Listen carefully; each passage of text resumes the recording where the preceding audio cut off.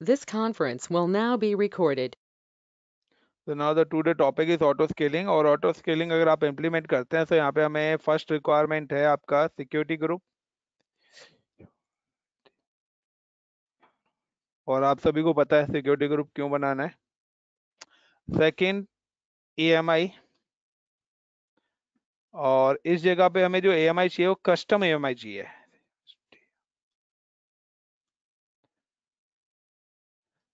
Third, load balancer.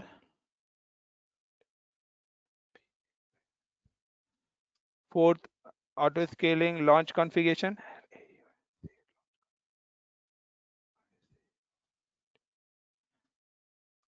And SNS and auto scaling group.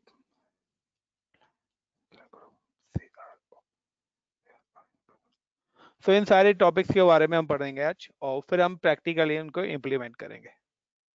तो now guys, security groups के बारे में आपको पता है। Now start for the EMI। Guys, EMI का मतलब है there the two types of EMI होते हैं हमारे। एक EMI होती है द कस्टम EMI। और मैं एक होती है default and provide by AWS, जो आप अभी तक यूज कर रहे थे। और एक होती है आपकी custom EMI।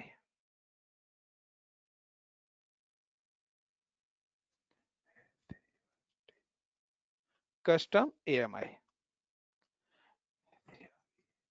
Create by user. Like कि अगर मैं आपसे कहता हूं कि आपको एक वेब सर्वर डिप्लॉय करना है, डिप्लॉय वेब सर्वर, आप क्या करोगे? सबसे पहले आप एक लॉन्च इंस्टेंस करोगे। उस पर्टिकुलर लॉन्च इंस्टेंस पे आप क्या करोगे? जो EMI आपकी वहां पे शो होती हैं, आप वो EMI सेलेक्ट करोगे। सपोज करो you select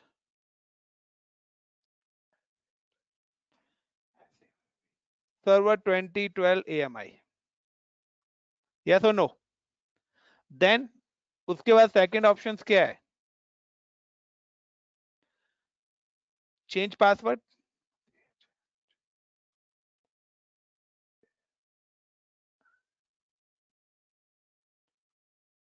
then install IIS service and then upload web code. ये सारा काम करते हैं। ये सारा का सारा काम हम क्या करते हैं? मैनुअली करते हैं। यस और नो? सपोज करो इतने काम को करने में आपको लग गए 1 आवर। 100 सर्वर्स बनाने हैं, कितना टाइम लगेगा? 100 आवर्स। अगर मैं आपको कोई बोलूं कि मेरे पास एक ऐसा ऑपरेटिंग सिस्टम भी है जिसके अंदर ये सारी चीज इनबिल्ट मिलेंगी। ऑपरेटिंग सिस्टम इंस्टॉल करने में आपको लगते हैं 30 मिनट्स। और अदर सॉफ्टवेयर इंस्टॉल करने में भी आपको लगते हैं 30 मिनट्स। दैट मीन 30 और 30 1 आवर। मैं कहता हूं कि अब मेरे पास ऐसा ऑपरेटिंग सिस्टम है जिसके अंदर आपको पासवर्ड भी चेंज ऑलरेडी मिलेगा और आपकी IIS सर्विस भी ऑलरेडी इंस्टॉल मिलेगी, और जो भी आप वेबसाइट चाहते हो उसमें वो वेबसाइट भी ऑटोमेटिकली मिलेगी। यानी कि आपको कुछ करने की जरूरत नहीं है।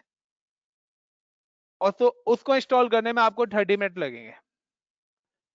तो कौन सा वाला आप यूज करोगे, जिसमें ऑटो बिल्ड सारे सॉफ्टवेयर आ रहे हैं या जिसमें मैनुअल इंस्टॉलेशन करनी पड़ रही है? द सेम कॉन्सेप्ट है कि कि आपका लैपटॉप है, आपने क्या करा, एक लैपटॉप, नया लैपटॉप बाय करा। लैपटॉप बाय करने के बाद आपने उसमें अपना डेटा रखा। डेटा रखने के बाद आप लोगों ने क्या करा, उस पे MS office, word, excel, power point और आपका VLC मीडिया प्लेयर और एडोब और XYZ सॉफ्टवेयर आपने उस पे इंस्टॉल करे। अब उसमें मैं कहता हूँ कि यार उसको, मैं बोलता हूँ यार फॉर्मेट कर दो इसको और दोबारा से विंडो इंस्टॉल करो। तो क्या आप करोगे फॉर्मेट? क्योंकि आपको पता है कि अगर मैं दोबारा से इसको फॉर्मेट करूंगा तो इतने सारे सॉफ्टवेयर मेरे को दोबारा से इंस्टॉल करने पड़ेंगे। बट मैं कहता हूँ कि यार इस वाली इमेज से कर, तो जितने सॉफ्टवेयर है ना, जो भी XYZ तेरे लैपटॉप है उसी की मिरर कॉपी दूसरा लैपटॉप बन जाएगा। यानी कि तुम्हारे सारे के सारे लैपटॉप का XYZ मिरर कॉपी ही आप जब इस ऑपरेटिंग सिस्टम से करोगे तो वो सारी चीज ऑटोमेटिकली आ जाएंगी। सो आपको फॉर्मेट करने में कोई प्रॉब्लम होगी? उसी को बोलते हैं कि मैं चाहता हूं कि मैं इस सर्वर की क्लोनिंग कर लूं, यानी कि मैं इसकी क्या क्रिएट कर लूंगा, यूजर इसकी कॉपी कर लेगा और इसकी कॉपी करके क्या बना लेगा, एक इमेज बना लेगा। कॉपी करके क्या बना लेगा, कस्टम इमेज बना लेगा, कस्टम एएमआई बना लेगा। और ये कस्टम एएमआई क्या होगी, ऑपरेटिंग सिस्टम तो होगा ही होगा विद इंस्टॉल सॉफ्टवेयर। जितने भी सॉफ्टवेयर के ऊपर आपने इंस्टॉल करे हुए हैं वो सब भी इसके अंदर कॉपी हो जाएंगे, एज वेल एज डेटा, कोई डेटा भी है वो भी सब हो जाएगा।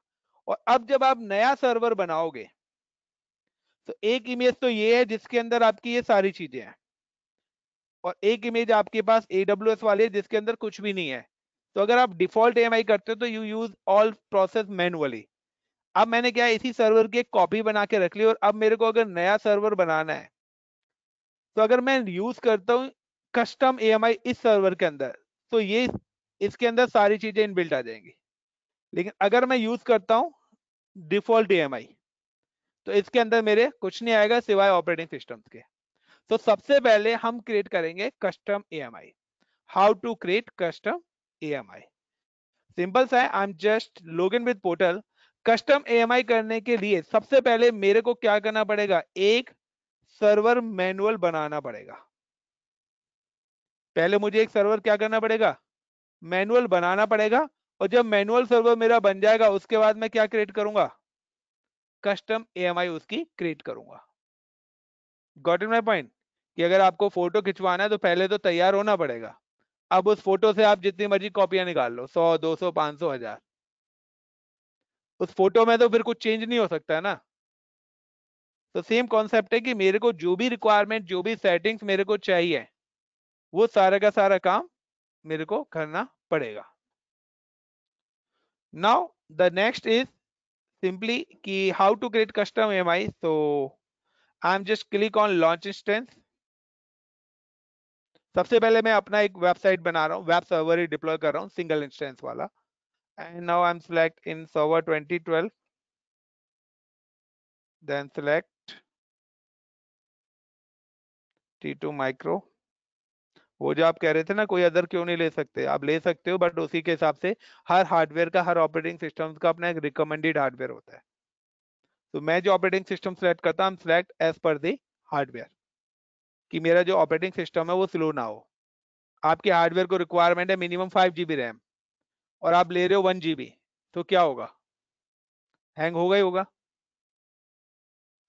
Now next, I am deploy for any reason. और एक ही सर्वर, अगर मेरे को एक सर्वर मेरा 30 मिनट में बनता है तो 100 सर्वर कितने मिनट में बनेंगे। मैं कहता हूं अगर मेरा एक सर्वर 1 घंटे में बन रहा है तो 100 सर्वर कितनी देर में बनेंगे। अगर मैं यहाँ पे 100 कर दूंगा ना तो 1 घंटे में ही बनेंगे। समझ गए, यानी कि कस्टम EMI मेरे पास है और मुझे 100 सर्वर बनाने तो 1 घंटे में बन जाएंगे। लेकिन अगर आप डिफॉल्ट से बनाते हैं तो 100 घंटे में बनेंगे, क्योंकि आपको हर सर्वर को मैनुअल लॉगिन करना पड़ेगा और उसमें मैनुअल जाके सारा काम करना पड़ेगा, तो टाइम लगेगा। यहां पर ऐसा कुछ भी नहीं करना। तो फिलहाल हम एक ही बना रहे हैं।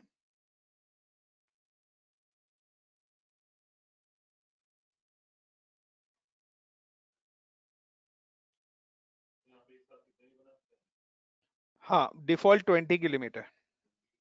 आप चाहो 10,000 बना लो, लिमिट इंक्रीज करा लेना, और बैंक अकाउंट में पैसा इंक्रीज करा लेना। बनाओ।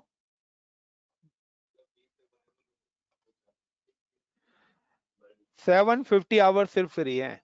अब चाहे 20 सर्वर बना के ऑफ कर दो तो 20 घंटे गए आपके।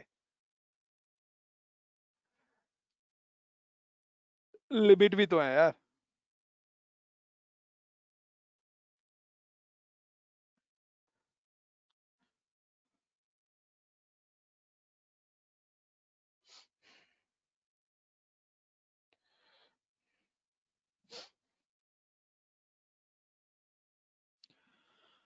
And now view instances.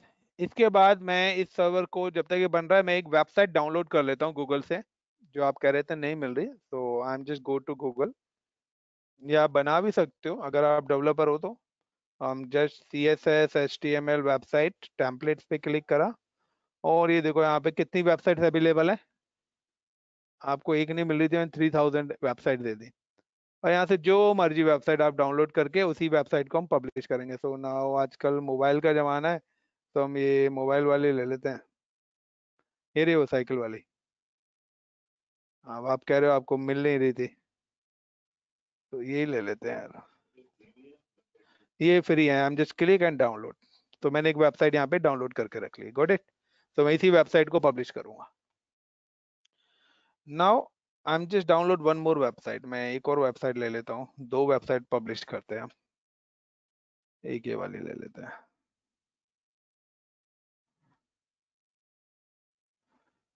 And now I'm just login with server. I'm just click on server and then connect, then RDP, and then get password and generate the password. From Windows I'll be कीपेयर मैंने use करा है guys, जो हमने last class में deploy करा था। Now copy and download remote desktop connection.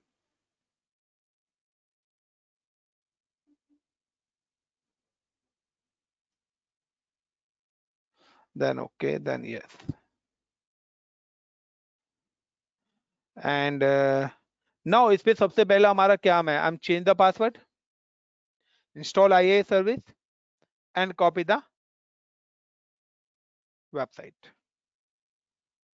और इतना आई थिंक हम थर्ड टाइम्स कर रहे हैं। डे 1 भी करा था, डे 2 भी करा था, नाउ 2 days डे 3, और आगे भी अभी हम काफी बार करने वाले हैं।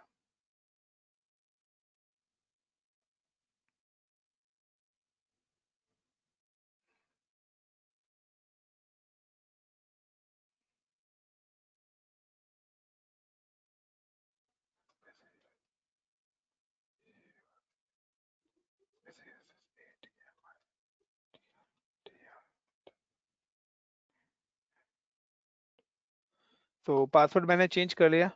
गाइस एक चीज ध्यान रख लेना, अगर आप कभी भी कस्टम EMI बनाओगे ना, जो भी सेटिंग्स आपकी हैं अभी कस्टम EMI के बाद, आप वो सेटिंग्स चेंज नहीं कर सकते, वो फिक्स हो जाएगी।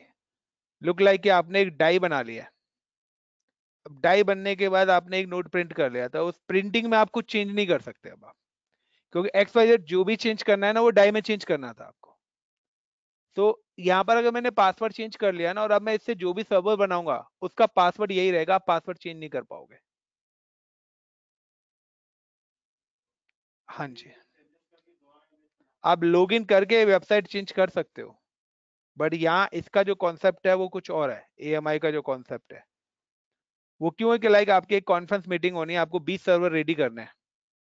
तो आप क्या करेंगे, 20 सर्वर पे मैनुअल ना करके आपने एक सर्वर रेडी करा, उसकी EMI बनाई और उसी से सारे सिस्टम पे इंस्टॉलेशन कर दिए, तो सब एक दूसरे की मिरर कॉपी बन गए। तो टाइम सेविंग है। कस्टम EMI का मतलब है आप अपना टाइम बचा सकते हो। सेकंड, अपने अकॉर्डिंग चीजों को उसमें एड ऑन और रिमूव कर सकते हो कि आपको क्या क्या रिक्वायरमेंट्स हैं और क्या क्या नहीं है। तो दोनों प्रोसेस हैं, या तो आप मैनुअली इंस्टॉलेशन करो सारी चीजें, या फिर ऑटो। सो बेटर है कि दोनों ऑप्शंस आपके पास हैं कि अब आपको कौन सा यूज करना है। Now just go to the server manager and install the add role and features.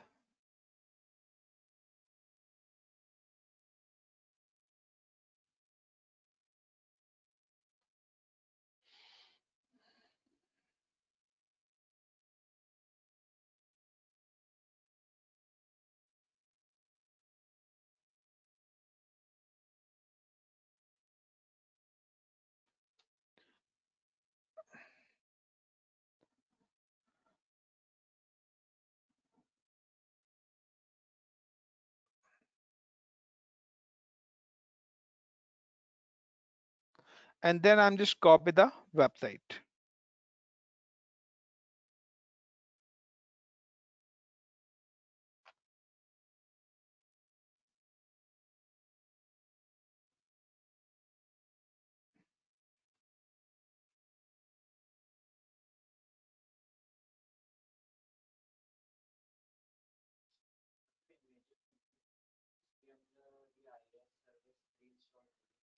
हाँ, अब ये जो बनाई है इसी की तो इमेज बनाएंगे अब हम। तो जो सेटिंग हम यहाँ पे करेंगे वो सारी चीज वहाँ पे इनबिल्ट बनेंगे, अभी इमेज बनाई नहीं है। अभी तो हम कस्टम सेटिंग्स दे रहे हैं ना कि हमें क्या क्या चीजें चाहिए। Got it. कुल मिला के कि आप अभी घर बना रहे हो, तो मैंने बता दिया ये चीजें मेरे को चाहिए, वो आपको घर बना के दे देगा।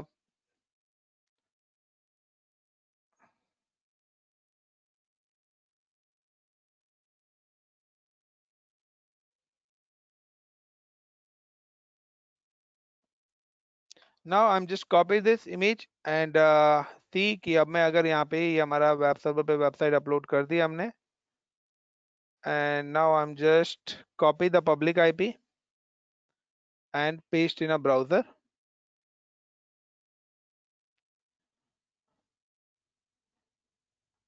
और ये मेरी वेबसाइट ओपन हो गई यहाँ पे। Got it. Now I am just create AMI। How to create AMI? तो गाइस, आपको किसी भी सिस्टम्स की AMI बनानी है, यानी कि AMI को अदर वर्ड में बोला जाता है क्लोनिंग, और अजूरे में हम इसको बोलते हैं कैप्चर इमेज। अजूरे में आप बोलोगे तो कैप्चर, VMware में बोला जाता है क्लोनिंग, और यहाँ पे इसको बोला जाता है AMI, कस्टम AMI भी आप बोल सकते हो। तो कस्टम AMI का मतलब है कि आपके अकॉर्डिंग सेटिंग जो भी चाहिए आपको उस पर। Now I am select the server, ये मैंने एक सर्वर बनाया था, and then go to the actions, and then go to the image and templates and create image. Give the image like का, मैं इस इमेज का नाम दे देता हूं लाइक का फ्लिपकार्ट। मैंने क्या नाम दे दिया? फ्लिपकार्ट AMI दे दिया। And now create. एंड जो भी आप AMI बनाएंगे ना, वो आपको AMI कहाँ पे मिलेंगे? AMI टैब के अंदर।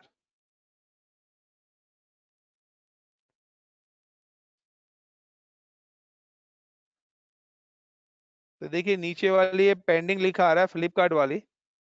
Got it. और ये आपकी AMI यहाँ पे बननी स्टार्ट हो रखी है। एक AMI मेरी ऑलरेडी पहले से बनी हुई है, तो वो मैंने रखी हुई है, मैं उसको डिलीट ही कर देता हूँ क्योंकि, और डिलीट का ऑप्शन नहीं आता, यहाँ पे आता है डी रजिस्टर्ड। AMI का ऑप्शन में डी रजिस्टर्ड का ऑप्शन नहीं आएगा।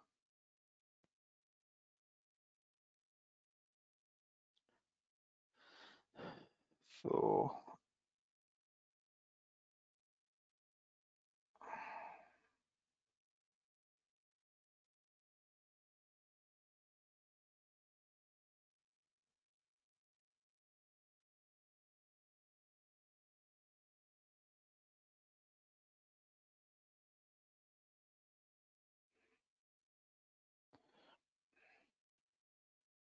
तो guys I M created 2 AMI, मैं 2 AMI बना रहा हूँ।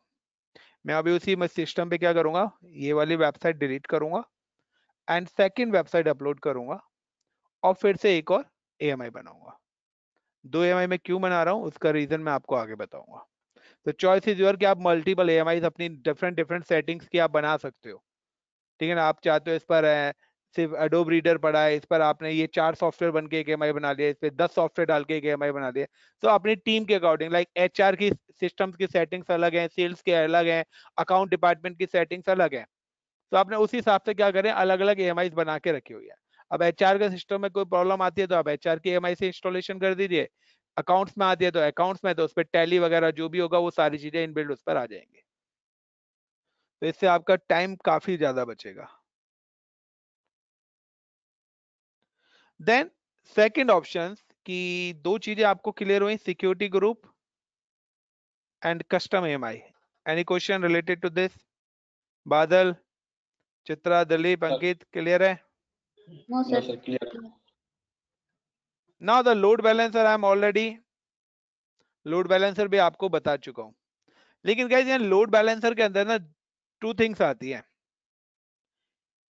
लोड बैलेंसर में एक होता है आपका, जो मैंने आपको बताया था, फ्रंट एंड, यानी कि आपके जो लोड बैलेंसर पे फ्रंट एंड, यानी कि हम जो लोड बैलेंसर बनाएंगे वो हमारा कौन सा है, फ्रंट एंड पैनल है।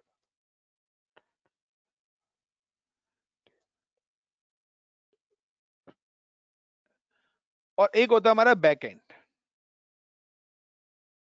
बैक एंड पैनल जहां पर हमारे सर्वर्स होते हैं। और इस बैक एंड को मैं बोलता हूं यहां पर टारगेट ग्रुप। इसको क्या बोला जाता है? TG। टीजी का मतलब है टारगेट ग्रुप। तो मैं सबसे पहले जब भी ऑटो स्केलिंग कॉन्फ़िगरेशन करोगे तो आपको अपना टारगेट ग्रुप बनाना पड़ेगा कि लोड बैलेंसर अपना जो रिक्वेस्ट है वो किसको टारगेट करेगा। अगर मैंने टारगेट ग्रुप 1 बनाया है तो लोड बैलेंसर अपनी रिक्वेस्ट पर्टिकुलर इस टारगेट ग्रुप 1 पे भेजेगा, और इस ग्रुप में आएंगे तो जितने भी सर्वर्स हैं वो रिक्वेस्ट इन सारे सर्वर्स पे जाएंगे। अब जब आप टारगेट ग्रुप बनाएंगे तो दो तरीके से है कि सर्वर बेस्ड आए या आईपी के बेस्ड पर आए। तो मैं यहाँ पे सर्वर बेस्ड ले रहा हूँ। तो now first I am create a target group, then I am create a load balancer. So just go to the load balancer के नीचे देखिए टारगेट ग्रुप है। I am first create target group. मैंने कल आपको नहीं बताया था, कल मैंने आपको सिर्फ लोड बैलेंसर ही बताया था। Now this is my already एक टारगेट ग्रुप क्रिएट हो रहा है। I am just delete this target group and create a new one.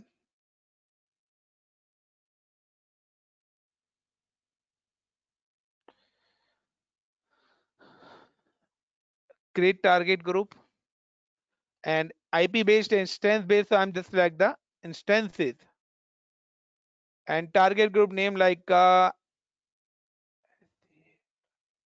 scaling TGVM.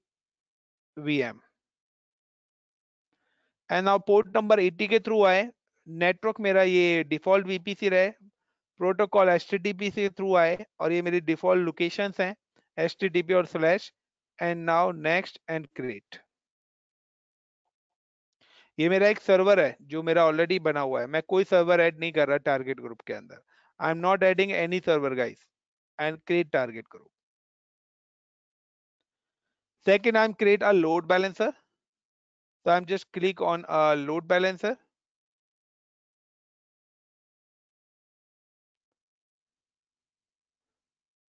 Create load balancer. Now I'm create application load balancer. तो मेरे protocols के base पे आ जाएगी। I'm put like a app-lb and these are the two options, internet facing और internal. So कल मैंने बताया था which one guys, कौन सा select करें, इंटरनेट फेसिंग या इंटरनल।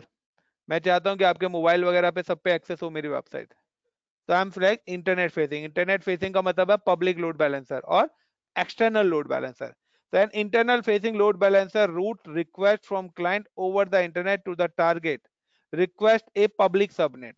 तो यहाँ पे आपका पब्लिक में जाएगा और यहाँ पे सिर्फ पर्टिकुलर लैन के अंदर जाएगा। Now which IP I am using the IPv4, then I am using this particular network, और मैं चाहता हूं कि मेरे जो भी सर्वर डिप्लॉयमेंट है वो आइदर अवेलेबिलिटी जोन ए और आइदर अवेलेबिलिटी जोन बी, दोनों जोन्स में हो। In the next weekend I am explain you the VPC। Got it. so then security group, I am select the existing security group. so I am select like webs SG1 जो हमने कल बनाया था, and now HTTP और HTTPS, और select the target group। तो यहाँ पे गाइस टारगेट ग्रुप सेलेक्ट करने के लिए बोल रहा है कि हमारा क्या है, a listener is a process that check our for condition sorry connection request using the protocol and port and configure traffic received by the listener in the routed per the specification। तो simple सा है कि आप जो अपना traffic है उसको किधर किस लोकेशन पे रूट करेगा। तो मैं चाहता हूं कि लोड बैलेंसर पे अगर कोई भी ट्रैफिक आता है तो वो कहां पे रूट कर दे, मेरे स्केलिंग TGVM पे। नाउ नथिंग, कोई कमेंट वगैरह में कुछ नहीं दे रहा है यहाँ पे guys, and create load balancer. Now guys instances पे जाते हैं। एक ही मेरा सर्वर है या आपके HTTP और HTTPS से रिक्वेस्ट आएगी खाली, और नेटवर्क लोड बैलेंसर होता है। गेटवे लोड बैलेंसर अभी रिसेंटली 2 मंथ पहले ही लॉन्च हुआ है। Now I am just click on AMI। So guys देखिए मेरी AMI यहाँ पर बन चुकी है, is it available. Got it. तो यहाँ पे मेरी एक AMI बन चुकी है। नाउ कि मेरा सिक्योरिटी ग्रुप हो गया, लोड आपका कस्टम AMI हो गई, लोड बैलेंसर हो गया।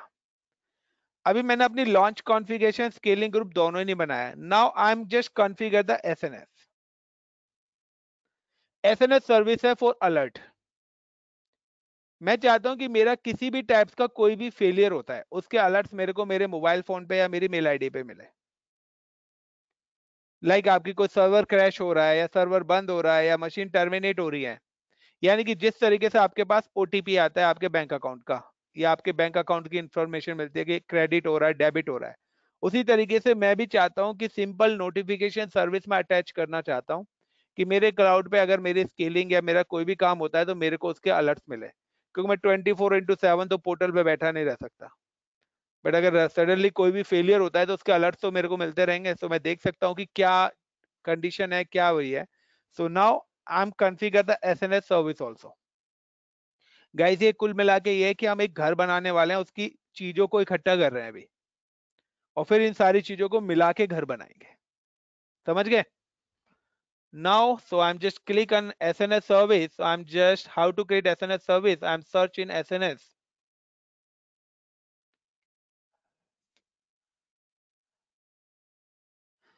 Simple notification service, and then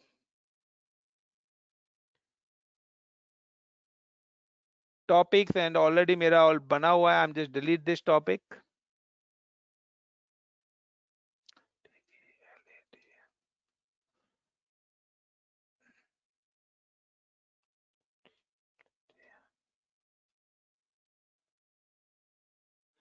And now I'm just create a new topic, and now two types topics हैं, एक है first in first out, यानी कि एक सीक्वेंस में ही आपके पास आएगा, but I am using the standard. मैं चाहता हूँ कि अनसीक्वेंस भी मेरे पास आए, अगर पहला मैसेज नहीं आया तो एटलीस्ट दूसरा जो जनरेट हुआ है वो तो मिले मेरे को।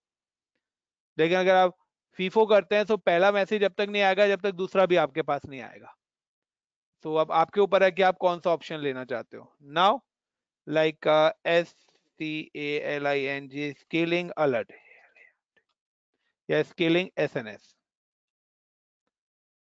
और नाउ डिस्प्ले में भी मैं सेम ही नाम यहाँ पे एड ऑन कर देता हूँ, एंड पॉलिसीज में दे देता हूँ everyone, anybody can publish, and now create.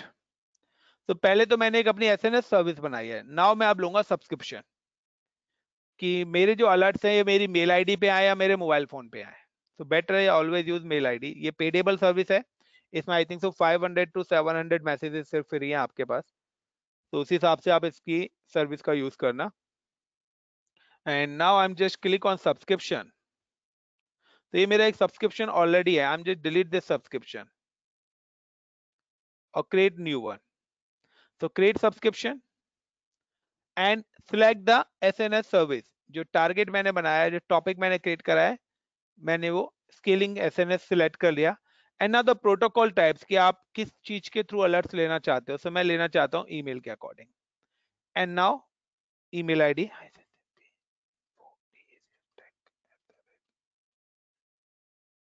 iccpinfotstech@gmail.com and create subscription. Guys you can see कि यहाँ पे जब मैंने सब्सक्रिप्शन पे क्लिक करा ये पेंडिंग आ रहा है, तो ये जब तक आप अपनी मेल आईडी से जाके कंफर्म नहीं करेंगे आपका ये पेंडिंग ही रहेगा। So I am just go in my mail ID,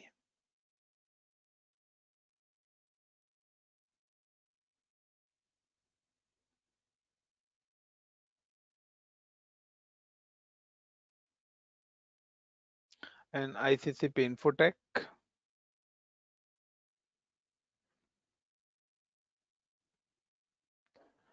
and you can see कि यहाँ पे आपके पास अलर्ट आ रहे हैं। Got it? Scaling SNS. Now I am just click and confirm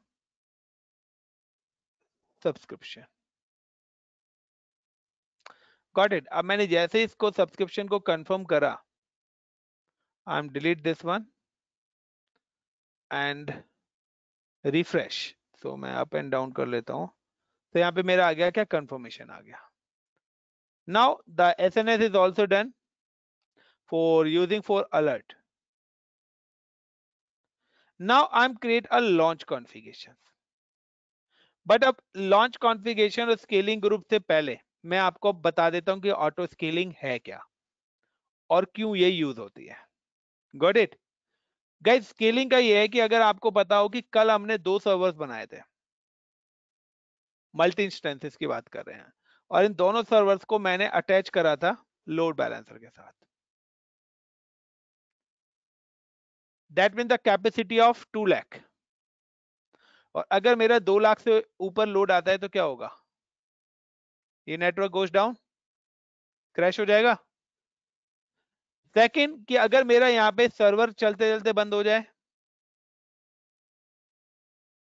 तो भी क्रैश। तो कुल मिला के तो ये सिंगल इंस्टेंस की तरह फेलियर हो रहा है ना। मैं 10 सर्वर लगाऊंगा तो मेरे 10 सर्वर की कॉस्ट आएगी। अब अगर मैं कहता हूं कि मैंने यहाँ पे लगा लिए for example 5 server, that means 5 lakh की कैपेसिटी हो गई, बट मेरा जो अब रिक्वेस्ट है वो लेस देन 1 लाख ही आ रही है, और 1 लाख से कम रिक्वेस्ट को एक ही सर्वर एक्सेस कर सकता है, रिजॉल्व कर सकता है, बट उसके लिए मैंने कितने एक्स्ट्रा रन कर रखे हैं, तो यहाँ लॉस हो रहा है प्रॉफिट, तो कहीं ना कहीं कंपनी का तो लॉस ही हो रहा है ना। मैं इन सारी चीजों को कंट्रोल करना चाहता हूं, और इन सारी चीजों को कंट्रोल करने के लिए आपके लिए लाया गया है ऑटो स्केलिंग फीचर्स, कि मैं चाहता हूं कि आई am just start the startup for 1 server, और इस 1 सर्वर को अंदर मैं चाहता हूं कि मैं कंडीशन लगा देता हूं the add server, add 1 server if CPU uses greater than equals to 90%, कि अगर मेरे सीपीयू का, इस पर्टिकुलर सिंगल सर्वर का सीपीयू का यूज 90% से अबव होता है तो मेरा ऑटोमेटिकली एक सर्वर ऐड हो जाए। यानी कि अब आपका 1 लाख से लोड जैसे ही अप जाएगा तो ऑटोमेटिकली क्या हो जाएंगे, लेकिन जो दूसरा सर्वर बनेगा वो पहले सर्वर की मिरर कॉपी होगी, और मिरर कॉपी किसके थ्रू बनेगी, कस्टम एएमआई जो बनाई है, क्योंकि मैंने ऑलरेडी उसमें वो सेटिंग्स डाल चुका हूं कि मेरा जो दूसरा सर्वर भी बने तो उसमें सेम ही वेबसाइट आनी चाहिए। यानी कि जो जो चीजें पहले सर्वर पे चाहिए वो मेरी सारी किस पे चाहिए, सेकंड सर्वर पे भी चाहिए ना। तो अब मेरा जब नया सर्वर डिप्लॉय होगा तो पहले सर्वर की मिरर कॉपी होगी, अगर वो डिफॉल्ट से बनता है तो मेरी वेबसाइट तो आएगी नहीं, डिफॉल्ट से बनेगा तो वो सेटिंग नहीं आएगी ना। तो मैं यहाँ पे क्या यूज करूंगा, कस्टम एएमआई, कि अगर मेरा पहला सर्वर क्रैश होता है तो उसकी जगह नया जो सर्वर बनेगा ऑटोमेटिकली उसमें सेम सेटिंग ही होनी चाहिए जो पहली वाली है, इसलिए मैंने क्या बनाई है, कस्टम एएमआई क्रिएट करी है। Got it the point. Second कि मैं चाहता हूं अगर मेरा 2 लाख से ऊपर हो तो भी सर्वर, तो यहाँ पे मल्टीपल सर्वर बन जाए, तो वो कंडीशन भी आप डालोगे कि आपके जो मैक्सिमम कितने सर्वर बन सके, 10, 15, 20, 100, 1000, और एक एक करके ऐड हो या दो दो करके हो या 10-10 करके ऐड हो, वो सारी सेटिंग्स आप यहाँ पे डालोगे। और मैं चाहता हूं कि अगर मेरा कोई भी सर्वर ऐड हो रहा है तो उसका अलर्ट मेरे को मेरी मेल आईडी पे मिले। और वो किसके थ्रू मिलेगा, एसएनएस सर्विस के थ्रू। और अगर मेरा लोड डिक्रीज भी हो रहा है तो ऑटोमेटिकली क्या होगा, स्केलिंग ऑटोमेटिकली इन सर्वर को कम भी कर देगी। लाइक कि आपका लोड 1 घंटे के लिए आया तो 1 घंटे के लिए उसने नया सर्वर बना दिया, 1 घंटे के बाद दोबारा से लोड लेस देन 1 लाख हो गया तो जो भी एक्स्ट्रा सर्वर बनाए वो ऑटोमेटिकली उनको टर्मिनेट कर देगी। तो आपके जो चार्जेस है वो कितनी देर के लगे, 1 घंटे के, और पहले फिक्स कॉस्ट आ रही थी आपकी। दूसरा, इसमें एक और कंडीशन है कि अगर आपका एक्टिव सर्वर ही चला गया तो भी वो उसकी जगह एक नया सर्वर अपने आप बना देगा। यानी कि मिनिमम जो आपने एक ग्रुप साइज रखना है, एक सर्वर का रखना है या 2 सर्वर का, वो भी वो आपका मेंटेन करेगा, कि अगर आपका एक्टिव सर्वर क्रैश भी होता है तो भी उसकी जगह वो ऑटोमेटिकली क्या करेगा, न्यू सर्वर क्रिएट कर देगा। Got it everyone guys? Ankit, Badal, Chitra, Dilip, is it clear? Yes sir. Now the one important thing कि अब आता है कि सर ये जो ऑटोमेटिकली सर्वर्स बनेंगे इसी को हम बोलते हैं लॉन्च कॉन्फ़िगरेशन। जो मैं आपको बोला था ना कि लॉन्च कॉन्फ़िगरेशन मैं आपको बाद में बताता हूं, हम just go to the EC2 and यहाँ पे जो लॉन्च कॉन्फ़िगरेशन है मुझे वो सेटिंग अप्लाई करनी है जो मेरे सर्वर्स ऑटोमेटिकली बनेंगे, कि जो सर्वर्स बनेंगे उनके अंदर कौन सी AMI आएगी, उनकी सीपीयू कितना होना चाहिए, कितनी रैम उनकी होनी चाहिए, यानी कि इंस्टेंस टाइप क्या सिलेक्ट करना है, सिक्योरिटी ग्रुप कौन कौन से प्रोटोकॉल्स उस पर अलाउड होंगे, वो सारी की सारी सेटिंग्स हम कहां पे देंगे, लॉन्च कॉन्फ़िगरेशन के अंदर देंगे। Got it the point? तो लॉन्च कॉन्फ़िगरेशन फॉर स्केलिंग, कि जो भी मेरे सर्वर्स ऑटोमेटिकली बनेंगे। नाउ कि यहाँ पर मेरा एक सर्वर ऑलरेडी बना हुआ है, अगर आपको पता हो मैंने बोला था कि मैं एक और AMI यहाँ पे क्रिएट कर लेता हूँ, सो मैं सिंगल ही रहने दूं या मल्टी AMI, मैं एक ही रहने देता हूँ और मैं इस सर्वर को फिलहाल डिलीट कर रहा हूँ। I am terminate, that mean there is no any active server. मेरे पास अब कोई भी एक्टिव सर्वर नहीं है, जो एक था उसको भी मैंने क्या कर दिया, डिलीट कर दिया। मेरे पास सिर्फ क्या है, अब मेरी AMI है। Now I am just go to portal and then click on launch configuration. This launch configuration for scaling, जो भी आपका ऑटोमेशन के थ्रू होगा, तो उस ऑटोमेशन की सेटिंग्स हम यहाँ पे सेट कर रहे हैं। So now this is the old one. I'm just delete this settings and now create launch configuration. Name of launch configuration like FLIP Flipkart website.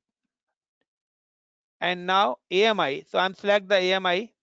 Flipkart वाली AMI select करो. Choice is your, आप default करना चाहते हो या फिर default में तो मेरा कुछ है ही नहीं, वहां तो मेरे को मैनुअली है। तो ऑटोमेटिकली मेरा सर्वर बनना है, तो उसमें मैं इतनी जल्दी मैनुअली काम तो करूंगा नहीं।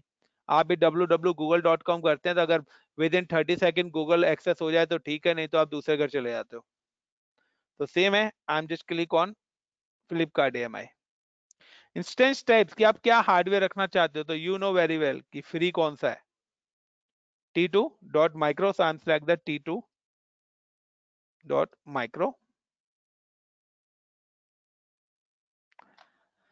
देन एडिशनल कॉन्फ़िगरेशंस मैं कुछ नहीं कर रहा, मॉनिटरिंग वगैरह कुछ इनेबल नहीं कर रहा।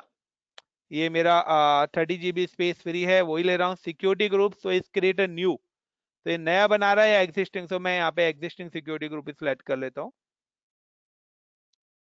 Now the key pair, so guys की पेयर में मैं यहाँ पे कौन सा ऑप्शन सिलेक्ट करूं,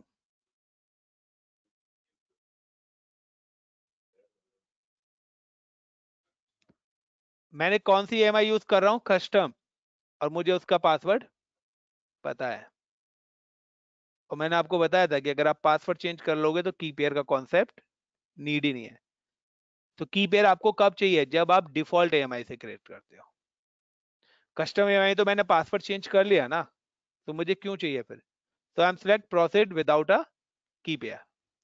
Now I acknowledge and create. Got it? So guys, everything की ये सारी चीजें मेरी यहाँ पर बन चुकी हैं। लॉन्च कॉन्फ़िगरेशन भी हो गया, SNS भी मेरा कॉन्फ़िगर हो गया है। नाउ अब ये सारी की सारी चीजों को मैं एड ऑन करूंगा कहां पर, ऑटो स्केलिंग ग्रुप्स के अंदर। और यहाँ पे मैं वो टर्म्स एंड कंडीशन दूंगा, CPU वाली, या मिनिमम कितने सर्वर बने, मैक्सिमम कितने बने, एड ऑन कितने हो, वो सारी कंडीशन मैं दूंगा ऑटो स्केलिंग ग्रुप के अंदर। तो now I'm just go to portal and then click on auto scaling group।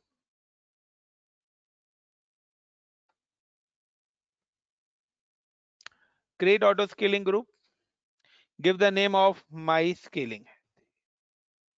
और मेरा कोई एक्टिव सर्वर है, अभी कोई भी एक्टिव सर्वर नहीं है। Now the launch template, switch to launch configuration, मैंने ऑलरेडी अपनी कॉन्फ़िगरेशन बनाई हुई है। And select the launch configuration, मैंने किस नाम से बनाई थी, फ्लिपकार्ट वेबसाइट के नाम से, और उसके अंदर ये सेटिंग्स है। मैंने कोई भी की पेयर नहीं दिया था, T2 माइक्रो सिलेक्ट करा था, सिक्योरिटी ग्रुप आईडी ये है, AMI जो मैंने कस्टम में बनाई थी उसकी आईडी ये है, और नेम ऑफ द ये है। So this is my launch configuration. Then next, मैं चाहता हूं कि मेरे जो सर्वर्स बनेंगे ऑटोमेटिकली वो किस जोन में बने, ऑटो डिप्लॉयमेंट तो होगा ना। सो मैं सिलेक्ट करता हूं कि सिंगल जोन और मल्टी जोन। सो मैं यहाँ पे ले लेता हूं मल्टी जोन की A और B। देन नेक्स्ट, क्या आप लोड बैलेंसर के थ्रू ट्रैफिक चाहते हो? यस, मैं चाहता हूं कि मेरा जो ट्रैफिक आएगा वो किसके थ्रू आए, लोड बैलेंसर के। तो attach to a new load balancer और एग्जिस्टिंग। सो नया तो हमने बनाया नहीं, हमने पहले ही बना के रखा हुआ है। So attach existing load balancer. और कौन सा लोड बैलेंसर बनाया है, application, so select the target group, और यहाँ पे स्केलिंग TGVM आ गया। हम सिलेक्ट द टारगेट ग्रुप कि लोड बैलेंसर से कोई भी रिक्वेस्ट आएगी वो पर्टिकुलर इस टारगेट ग्रुप पे फॉरवर्ड होगी। This is a health check for connectivity process. Then next, this is a terms and condition, ये है आपका स्केलिंग कि मैं चाहता हूं मेरा डिजायर कैपेसिटी मिनिमम एक ही सर्वर रहे, ठीक है ना, और मिनिमम और मैक्सिमम यहाँ पे 10 कर देता हूं, यानी कि मेरे मैक्सिमम कितने सर्वर बन सके 10। और अगर यहाँ पे क्या है डिजायर कैपेसिटी और मिनिमम में क्या है कि मैंने मिनिमम 2 कर दिया, लेकिन अगर मेरा लोड कम हो जाता है तो एक तो मिनिमम रहेगा ही रहेगा, उसको बोलते हैं डिजायर कैपेसिटी। कि एक्टिव तो एक तो आपको रखना ही पड़ेगा ना, तो आप यहाँ पे 2 कर देंगे तो 2 आपके एक्टिव रहेंगे, 3 कर दोगे तो 3 एक्टिव, बट मैं एक ही एक्टिव रखना चाहता हूँ। नाउ स्केलिंग पॉलिसी नन है, मैं यहाँ पे कर देता हूँ target tracking, and now the when the CPU utilization of 50 की जगह मैं कर देता हूँ 90%, the instance need within 100 second. अगर मेरा CPU 90% क्रॉस करता है तो मेरे को इमीडिएटली विद इन 100 सेकेंड, और लेस देन कर लेते हैं बट ये 100 सेकेंड से कम लेता नहीं है, ठीक है ना, यहाँ पे आ जाएगा बट वो 2 मिनट ले ही जाता है आने में, कि 60 सेकेंड के अंदर मेरे को मेरा सर्वर मिल जाए। बट अगर आप पेड सर्विस में लेोगे तो इतने टाइम में मिल जाता है। Now next, this is a notification alerts, तो I am just add my SNS service, मैंने SNS सर्विस बनाई रखी थी। क्या मेरा अगर कोई भी सर्वर लॉन्च होता है, नया बनता है, या कोई टर्मिनेट होता है, या कोई भी फेल्ड होता है, मेरे को उन सब के अलर्ट्स मिले हैं किसके थ्रू, स्केलिंग SNS के थ्रू। तो ये क्या है, यहां से जैसे ही लॉन्च होगा मेरा एक ट्रिगर्ड होगा SNS सर्विस को, और वो मेरे को मेल ड्रॉप कर देगा। Got it the point? And now next, this is for tagging, like मैं चाहता हूं कि मैंने लिख दिया माई स्केलिंग VM, तो मैं चाहता हूं कि मेरा टैग ए न्यू इंस्टेंस का मतलब है कि अगर कोई भी नया सर्वर अपने आप डिप्लॉय होके आता भी है तो उस पर ये नाम लिखा है my scaling VM। And now next, and create. So guys पूरे इस इंटायर प्रोसेस में मैंने कई सर्वर बनाए हैं? कहीं भी नहीं बनाए। Now first check the mail ID, यहाँ पे क्या आ गया, स्केलिंग SNS आ गया। क्या आया है, ऑटो स्केलिंग टेस्ट नोटिफिकेशन, क्योंकि मैंने क्या करा था स्केलिंग के साथ SNS अटैच करा था, तो पहले उसने उसका अलर्ट भेज दिया। AWS auto scaling for time और डेट और टेस्ट नोटिफिकेशन है, the auto scaling group name is my scaling. ये इसने यहाँ पे अलर्ट दे दिया कि मेरा जो स्केलिंग काम कर रहा है, टेस्टिंग मेल मेरे को भेज दिया है। नाउ गाइस एक चीज ध्यान रखना, कभी भी आप ऑटो स्केलिंग करोगे तो आपको कभी भी मैनुअल सर्वर्स नहीं बनाने। जैसे हमने अभी प्रीवियस में क्या कर रहे थे, मैनुअल हर बार सर्वर बना रहे थे फिर लोड बैलेंसर के साथ अटैच कर रहे थे ना। स्केलिंग में ऐसा कुछ नहीं है, स्केलिंग में आपके सर्वर्स ऑटोमेटिकली बनेंगे, जो सिंगल सर्वर भी बनेगा वो भी ऑटोमेटिकली बनेगा। और यहाँ पे जो ऑटोमेटिकली सिंगल सर्वर बनेगा वो किस नाम से आना चाहिए, माई स्केलिंग VM के नाम से। सो आप जाके देखिए कि अगर मैं EC2 इंस्टेंसेस पे देखूंगा तो यहाँ पे मेरा वो सर्वर बनना स्टार्ट हो गया होगा with the name of my scaling VM के नाम से। ये देखिए ऑटोमेटिकली आ गया। नाउ अब आता है टेस्टिंग की बारी। सो टेस्टिंग के लिए हम चलते हैं अपना लोड बैलेंसर का वही DNS URL लेंगे और उसी से हम टेस्टिंग करेंगे कि हमारी वेबसाइट ओपन हो रही है या नहीं हो रही। तो हम just go to DNS and copy this DNS IP URL and paste in browser।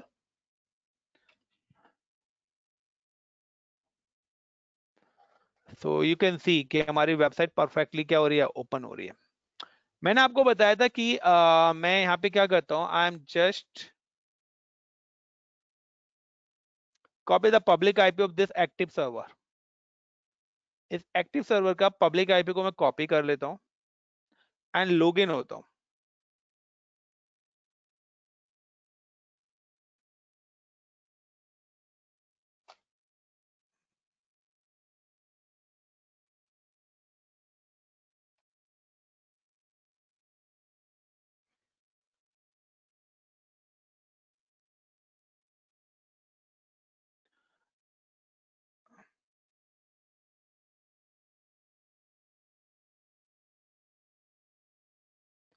And login होने के बाद मैं क्या करता हूँ, यहाँ पर एक चीज करते हैं, इस पे थोड़ा सा और तुमको डिटेल में ले जाते हैं, जब इतना कर ही रहे हैं तो वही शाबाश। Now the user name is ADMINISTRATOR और पासवर्ड क्या था ASD@1234, क्योंकि कस्टम MIR मैंने पासवर्ड चेंज कर रखा था, तो मुझे की पेयर की कोई जरूरत ही नहीं है। और देखिए आपकी मशीन लॉगिन हो गई। क्लियर? मैं क्या करता हूं, मैं इस सिस्टम का CPU यूटिलाइजेशन इंक्रीज कर देता हूं। ऐसा होता नहीं है बट ट्राई करके देखते हैं। तो अगर मेरा CPU 90% से अबव जाता है कॉन्जिक्यूटिव पीरियड ऑफ 2 मिनट्स, तो मेरा एक और सर्वर अपने आप बन जाना चाहिए। यस और नो? स्केलिंग तो यही कहती है ना। चलिए ट्राई करते हैं। So I am just create one demo file. Notepad पे गया और मैं यहाँ पे एक बैट फाइल बना देता हूँ जो कि मेरे CPU को इंक्रीज कर देगी। a.bat and then click on file and then save as on desktop.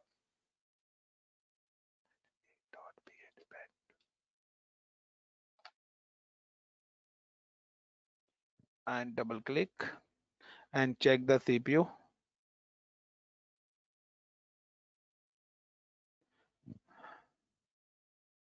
So guys, my CPU utilization 99% हो रहा है. So just wait for 2 minutes. 2 minute wait करते हैं और हम देखते हैं कि क्या हमारा नया सर्वर ऑटोमेटिकली क्रिएट होता है।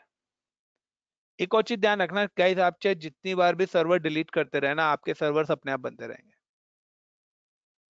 आप टर्मिनेट करोगे सर्वर अपने आप बन जाएगा, क्योंकि अगर आपने स्केलिंग बना रखी है ना, अगर आप टर्मिनेट करेंगे तो स्केलिंग उसको एज अ कॉल करेगा कि आपका सर्वर क्रैश हो गया और वो उसकी जगह नया सर्वर अपने आप बना देगा। तो अगर आपको ये प्रोसेस रोकना है तो आपको अपनी स्केलिंग डिलीट करनी पड़ेगी। जब तक आप अपनी स्केलिंग डिलीट नहीं करेंगे वो अपने नए सर्वर्स अपने आप ही बनाता रहेगा और आपका बिल बनता भी रहेगा। तो ये चीज ध्यान रखना। तो just wait for 1 or 2 minutes. Is it clear guys? इतना कॉन्सेप्ट क्लियर हुआ? सर।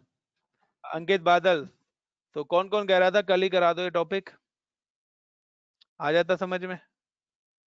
व्हाट अबाउट सदर? कोई नहीं, अब 3 डेज हैं आपके पास, फ्राइडे सैटरडे संडे, आराम से काफी सारी लैब हो गई हैं, करो। नेक्स्ट क्लास में हम स्टार्ट ऑन VPC, और VPC जब हो जाएगा तो ये जो मैं डिफॉल्ट VPC ले रहा हूँ, सेम टॉपिक्स आपको करने हैं अपने कस्टम VPC पे। जिस तरीके से कस्टम AMI बनाई है ना, इसी तरीके से हम नेक्स्ट टाइम पे कस्टम नेटवर्क बनाएंगे अपना। क्योंकि हर कंपनी में हो सकता है कि कंपनी में आपको क्लाउड का नेटवर्क ना करके कंपनी अपने अकॉर्डिंग कस्टम नेटवर्क बनाए, तो कस्टम नेटवर्क भी आपको बनाना आना चाहिए। देन जब हम अपना कस्टम नेटवर्क बना लेंगे तो फिर आपका कस्टम सेटिंग्स, कस्टम नेटवर्क, यानी कि आप अपने अकॉर्डिंग मॉडिफिकेशंस कर सकते हो। और वो तभी पॉसिबल होगा जब आप प्रैक्टिस करोगे। तो नाउ गाइस रिफ्रेश कर लेते हैं। तो अभी तक तो आई नहीं है मशीन, जस्ट वेट, काम कर जाए तो कर ही जाए ये प्रोसेस। देन उसके बाद मैं अब यहाँ पे क्या करता हूँ, मैं यहाँ पर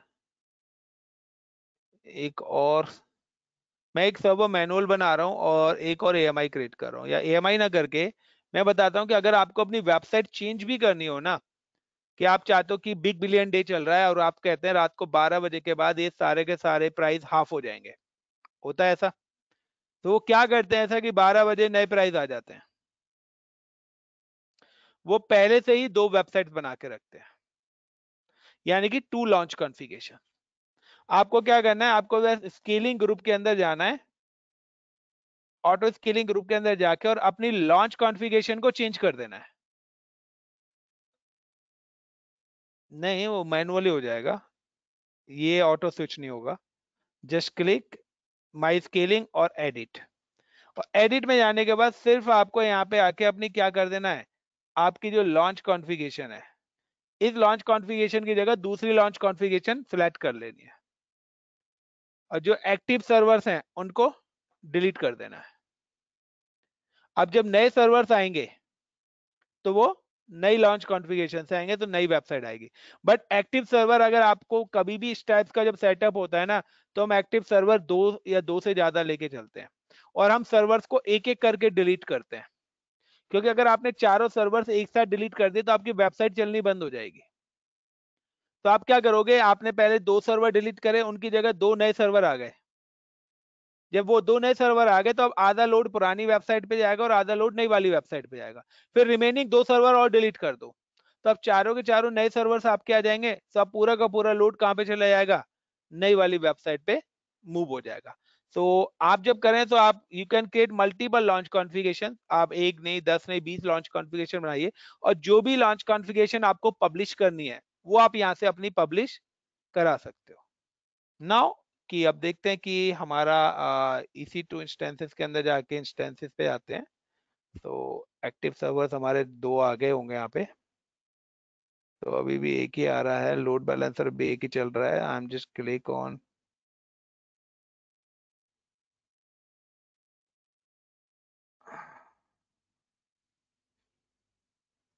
सो व्हाट हैपन,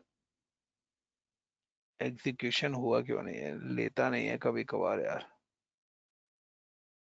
तो नाउ आई एम जस्ट गो कि मैंने ऑटो स्केलिंग ग्रुप में डिजायर कैपेसिटी के बाद मैक्सिमम कैपेसिटी में क्या 10 दिया था या एक ही रखा हुआ था, पक्का चेक कर लें। लग तो नहीं रहा एक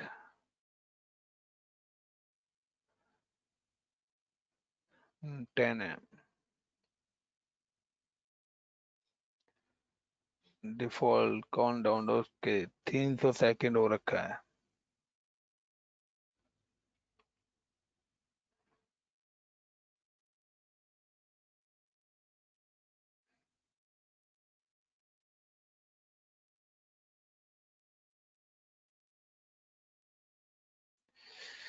मैं जा रहा हूँ, ऑटोमेटिकली आ जाए वरना डिलीट करके तो आ ही जाना है।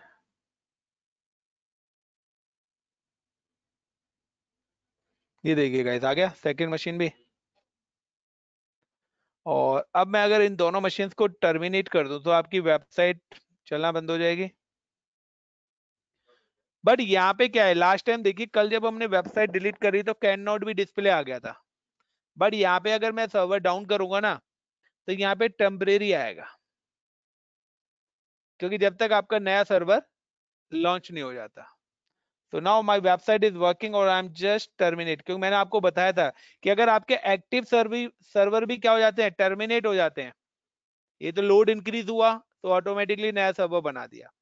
बट मैंने बताया कि लोड इंक्रीज नहीं हुआ और आपका एक्टिव सर्वर क्या हो गया है, डिलीट हो गया है, उसकी जगह भी वो मिनिमम एक सर्वर बना के रखेगा। बट उससे पहले मैं आपको दिखा देता हूं कि मैंने SNS सर्विस अलर्ट लगा रखा था। तो बैक टू, और देखिए स्केलिंग अलर्ट मेरे पास आ रखा है और यहाँ पे देखिए इंटायर कंप्लीट डिटेल आ रहा है। तो ऑटो स्केलिंग, उसकी instance ID, the EC2 instance is launch. उसने बताया कि आपका एक इंस्टेंस क्या हो गया, लॉन्च हो चुका है। A user request created the auto scaling group is capacity of 0 to 1, और जो भी हमने कंडीशन यहाँ पे लगाई है प्रोग्रेस एंड 50। तो ये यहाँ पर उसने बता दिया कि मेरा एक नया सर्वर लॉन्च हुआ है, यानी कि पहले एक था अब एक और एड ऑन हो गया है।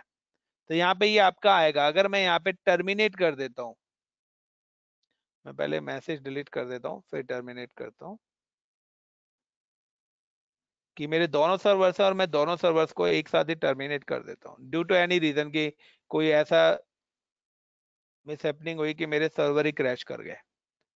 तो अगर आपने प्रीवियस वाले लेक्चर पे, यानी कि प्रीवियस जो हमने कल करा था लोड बैलेंसर, तो उस पर हमारा क्या है, ये बैकअप प्लान ही नहीं था, यानी कि हाई अवेलेबिलिटी नहीं थी। उसमें लोड इंक्रीज होता है तो भी हमारा क्रैश करता है, सर्वर डाउन जाता है तो भी क्रैश कर जाता, मतलब कोई बैकबोन फेलियर ही नहीं था। वहां डिपेंडेंसी थी कि अगर दो है तो दो लोगों पे डिपेंडेंसी, अगर दोनों ही चले गए तो खत्म। बट यहाँ पे हमने वो डिपेंडेंसी क्या कर दी है, खत्म ही कर दी है। ठीक है, तो यहाँ कंप्लीटली ऑटोमेशन प्रोसेस डाल दिया है।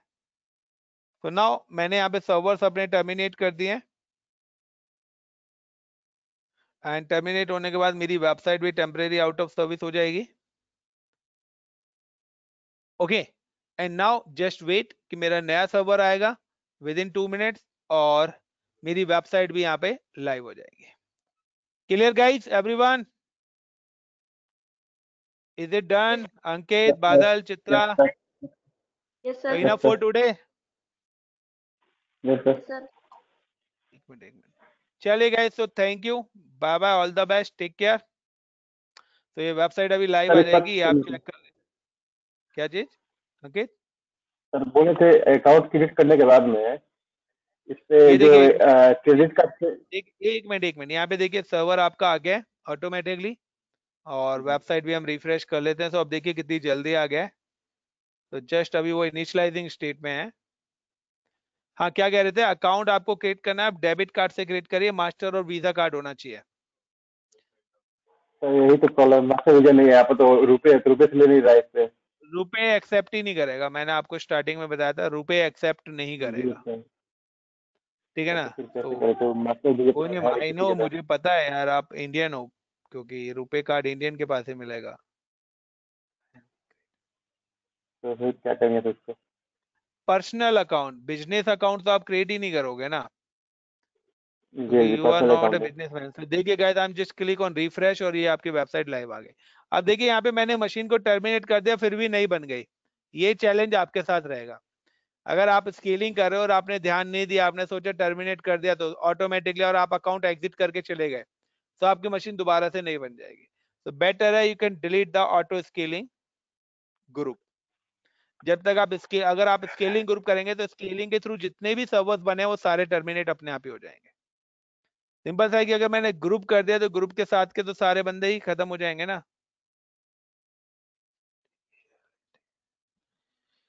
And also I am delete the load balancer क्योंकि मेरे ऑटो स्केलिंग के अंदर का पार्ट नहीं है। तो I am just click on load balancer and delete this load balancer. So guys, सारी सर्विसेज पेडेबल है, आप रनिंग चढ़िए, कुछ टाइम तक पैसे नहीं लगेंगे, बट कुछ टाइम के बाद आपके पैसे लगने स्टार्ट हो जाएंगे, जैसे आपकी एक्टिव जो लिमिट है वो क्रॉस होगी फ्री वाली। तो now and easy to launch configuration. चलिए guys, thank you, bye bye, all the best, take care.